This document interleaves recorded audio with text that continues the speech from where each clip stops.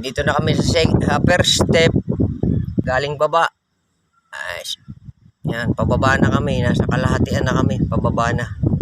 Ayan na yung bayan. Oh, nakikita nyo. Ayan. Oh.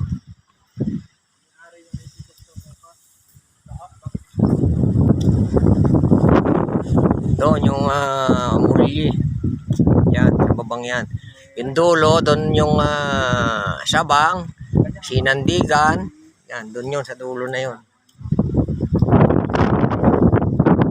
Nakikita nyo ba? Medyo malabo ata Ang kay Ayala doon pa. Doon yung White Beach naman, yun yung daan kung nakikita nyo yung karsada. Yun yata yung papuntang Abra. Parang yun yung ginagawa pa taas.